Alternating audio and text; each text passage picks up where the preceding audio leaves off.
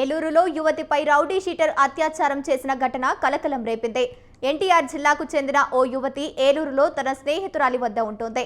ఈ నెల 2న అర్ధరాత్రి వేళ ఇద్దరు రౌడీ షీటర్లు మద్యం సేవించి వారి ఇంటికి వెళ్లారు. తలుపులు కిటికీలు బాధితులు ఇబ్బందులు గురిచేశారు. ఇంతలో ఎన్టీఆర్ జిల్లాకు చెందిన యువతి తలుపులు తీయగా ఆమెను కొట్టుకుంటూ సమీపంలోని సచివాలయం భవన్లోకి ఈడ్చుకెళ్లడంతో రౌడీ షీటర్ అనంతరం లైంగికంగా దాడి చేసి అత్యాచారానికి పాల్పడినట్లు తెలుస్తోంది.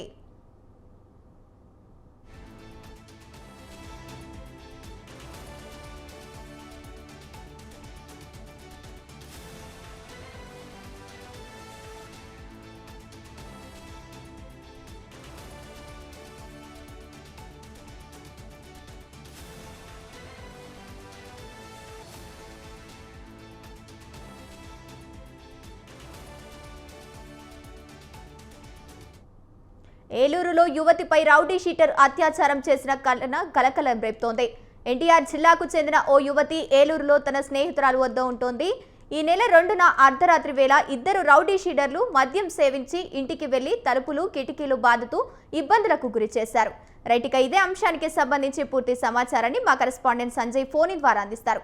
సంజయ్, చెప్పండి. మహిళ అత్యాచార ఘటన చూసుకుంటే గనక ఈరోజు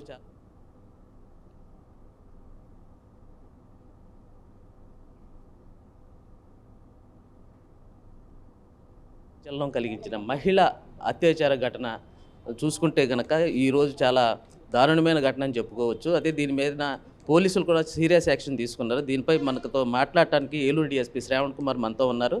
చెప్పండి, అసలుకి ఏలూరు నగరంలో అత్యాచారం మహిళ ఘటన ఏంటి, దీని మీద వివరాలు కొంచెం చెప్పగలరా?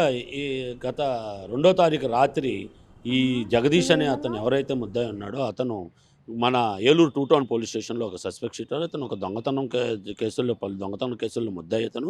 అదేవిధంగా 2వ తారీఖు నాడు తాడేపల్లిగూడెంలో కోర్టుకు హాజరయ్యి గతంలో అతనికి పరిచయం ఉన్నటువంటి మహిళతోటి ఏలూరు ఏదైతే బాధితురాలు ఉన్నటువంటి ప్రదేశం దగ్గరికి వెళ్ళడం జరిగింది. అతను అక్కడికి వెళ్ళిన తర్వాత ఈ కొత్త మహిళ కనపడటంతో ఆ అమ్మాయి మీద ఇతను అత్యాచారం చేయడం జరిగింది. ఆ అమ్మాయి ఇచ్చినటువంటి రిపోర్ట్ ప్రకారం కేసు రిజిస్టర్ చేయడం కూడా జరిగింది. ఇప్పుడు ఈ ఘటన ఏలూరు నగరంలో ఏ ప్రాంతంలో జరిగింది, అసలుకి ఈ రేప్ చేసిన వాళ్ళు ఎవరో, వాళ్ళ మీద ఎటువంటి నేర చరిత్ర ఉందో? ఈ జగదీష్ అనే అతను గతంలో పలు దొంగతనాలు కేసుల్లో ముద్దాయి. ఇతని మీద సస్పెక్ట్ షీట్ కూడా ఉంది. ఇతనుతో పాటు అప్పట్లో ఈ దొంగతనాలు చేసినప్పుడు ఈ చోరీ సొత్తు రికవరీలో కూడా సహకరించినటువంటి అతనికి లేడీ ఒక ఉంది. ఆవిడతోటి ఉన్నటువంటి పరిచయాలతోటి ఆ ఇంటికి వెళ్ళడం జరిగింది. ఇది చోడుదెబ్బ ప్రాంతంలో ఉన్నది. ఆ చోడుదెబ్బ ప్రాంతంలో ఎదురుగా ఈ అమ్మాయిని బయటకు తీసుకొచ్చే కమ్యూనిటీ హాల్ ఉంది. ఎదురుగానే ఆయా బాధితురాలు ఇంటి ఎదురుగానే అక్కడ ఇతను పాడు చేశాడని చెప్పి ఫిర్యాదు ఇచ్చింది. దాని మీద కేసు నమోదు చేయడం జరిగింది. అయితే ఇప్పుడు ఈ బాధితురాలు ఇచ్చిన ఫిర్యాదు మేరకు మీరు నిందితులపై ఎటువంటి చర్యలు తీసుకుంటారు? ఏ సెక్షన్లు నమోదు చేశారు? ఆల్రెడీ బాధితురాలు ఇచ్చిన రిపోర్ట్ ప్రకారం 376, అదేవిధంగా 354, అదేవిధంగా అమ్మాయిని కొట్టినందుకు, అదేవిధంగా నిర్బంధించినందుకు, అదేవిధంగా అమ్మాయి పైన SC/ST అత్యాచారాల నిరోధక చట్టం కింద కూడా రావడంతో ఆ పలు సెక్షన్ కింద కేసు నమోదు చేయడం జరిగింది. అయితే ఏలూరు నగరంతో పాటు ఏలూరు సబ్ డివిజన్ ప్రాంతంలో పరిధిలో నేరాలకు పాల్పడే వారిని కూడా అసలు ఏలూరు సబ్ డివిజన్ పరిధిలో నేరస్తులు పై మీరు ఎటువంటి చర్యలు తీసుకుంటున్నారు? వారికి ఎటువంటి కౌన్సిలింగ్ ఇస్తున్నారు?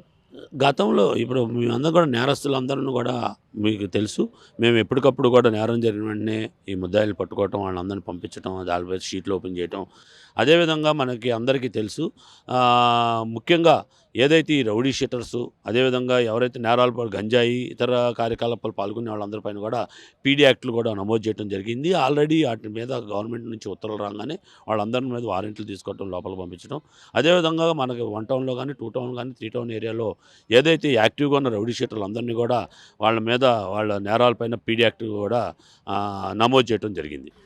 ఏలూరు నగరంలో సంచలనం కలిగించిన ఈ అత్యాచార ఘటనపై కఠిన చర్యలు తీసుకుంటాం నిందితులపై అని చెప్పి ఏలూరు శ్రావణ్ కుమార్ చెప్తున్నారు. కెమెరామెన్ హరీష్తో సంజయ్, స్వతంత్ర టీవీ, ఏలూరు నుంచి.